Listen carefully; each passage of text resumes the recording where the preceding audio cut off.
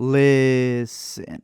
To a lot of people, this is like the new Black Mirror. It already has a similar intro. And to others, it could be if half of the 18 episodes worked. I've yet to see someone who loves all 18, but at least the beauty of the show is that it is an anthology series, and it varies between lengths. So while one may not work for you, that one could have been like 5 minutes long, and then you just jump to another one that could be 30 minutes long, but you may find it to be a masterpiece. They vary in animation styles and genres. Some are way bloodier than others, because really at the end of the day, it seemed like David Fincher and Tim Miller wanted to make animation that was purely for adults. And then do it for adults. Because, fuck the kids, really. I personally had a rough 5 that set out for me, so I'll quickly recap the rest as well, because again, they may have not worked for me, but maybe you find them intriguing. If you don't know anything about the show, it's on Netflix. If you want to see it before I talk about it, because I will get into spoilers, because at the end of the day, I think it's exciting that through this show on Netflix, a bunch of animators are getting their work funded and seen. So for that alone, it averages out to a junior price for me that you can actually stream in your couch. Let me explain.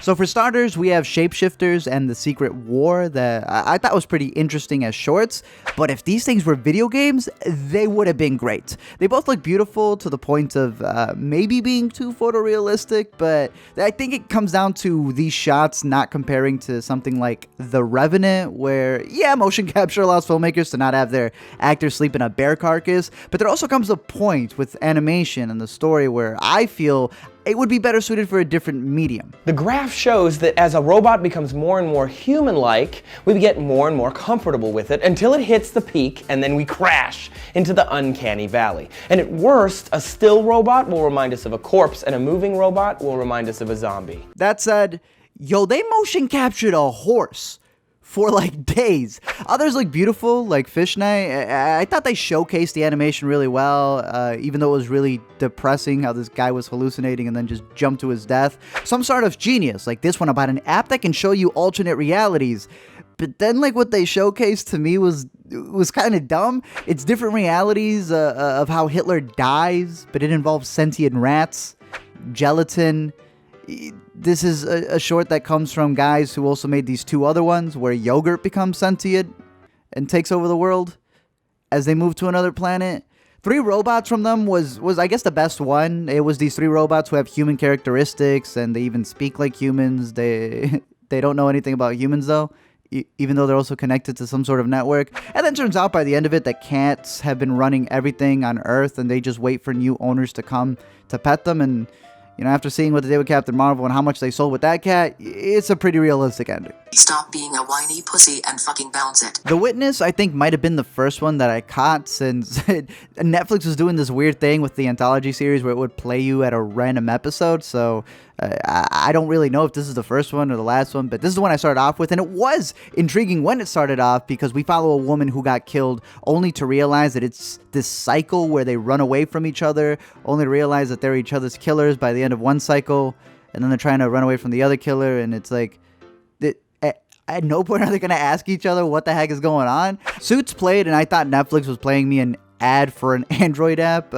It's pretty much Farmville rednecks fighting aliens in their megazords, but the twist here is that they're not on Earth, but they're inhabiting another planet where they're living in these orbs, and these native creatures are just trying to protect their own land. So gentrification a la Avatar. Helping Hand was Gravity meets 127 hours, and it was pretty crazy. Again, would have been dope as a video game. Blind Spot was a sock and boppers heist short where people were able to live eternally externally. Lucky 13 was cute since it follows this bond between a pilot and her ship who's always managed to get them out of perilous situations. And again, the motion capture in this and also in Sunny's Edge continues to showcase what I believe the future is going to be.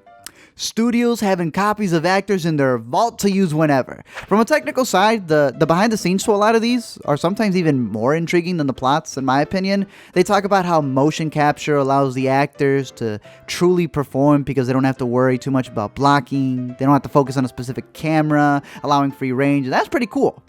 Just like my number 5 pick. Ice Age has Mary Elizabeth Winstead and Topher Grace finding a tiny civilization in their freezer that's moving and fast forward, and I personally like this one because it has Mary Elizabeth Winstead. I also enjoy miniatures and how they evolve, and it has Mary Elizabeth Winstead. There's not really any answers as to how it started, but what I didn't get was how this little tiny civilization didn't explore the space outside of their freezer, but it was interesting to see a time-lapse of a miniature civilization and what's probably just a metaphor for the bacteria that's in their freezer that they'll later on consume by accident and probably get very sick. Imagine Uncharted Indiana Jones, but as a rated R Saturday morning cartoon. I'm a big fan of this 2D animation, and while the violence can be seen as over the top, I love the fact that they're using animation to its fullest potential, especially when the situation is unleashing 1,000 vampires, and this juxtaposition of 2D animation, which we're used to it being kind of more family friendly, and this mature stuff, I found intriguing.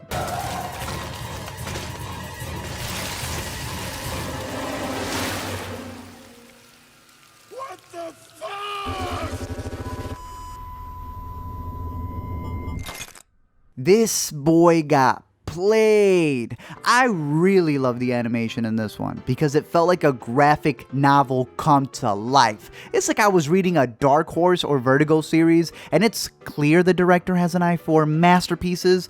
We start off in a magic-driven world that quickly gets hit with a steampunk revolution, and we have this story about a boy who's getting duped into helping this enchantress that he was actually supposed to kill.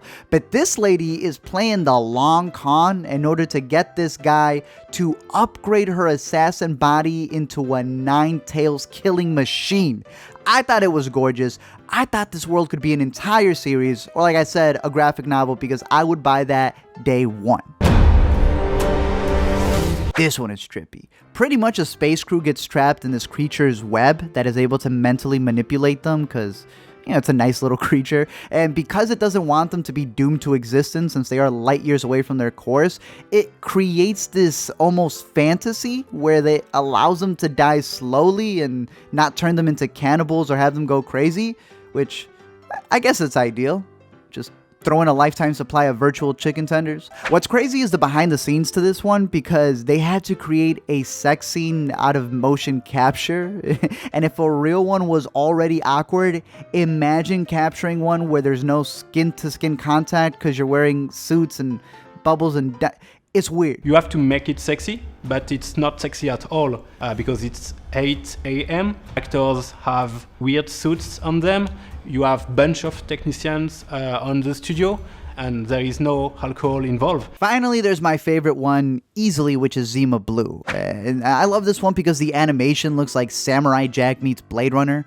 It's gorgeous. Pretty much you have this artist who everyone loves. They adore this guy. His name is Zima. He's creating all these incredible pieces that then start including this Zima Blue square that becomes more and more prominent in everything that he does. Then not only does he beat out Trump for the biggest self-named block in a city, but he himself is upgrading his body, or at least people believe that he is, in order to endure these crazy conditions. Everyone's pretty much looking at this guy as if he's Kanye, Elon, and Jodorowsky combined into one. And I 1000% believe that those cyborg AI rights with technology, that's going to be our next political fight. It turns out that this genius inventor, who everyone looks up to, right, is actually a pool cleaner. Pretty much he was created to be this pool cleaner by this genius who started upgrading the pool cleaner a little by little by little, and then by the time she died and by the time it got passed around from owner to owner, it became more sentient and named itself Zima after the color of the tiles it used to clean. Unmaking myself.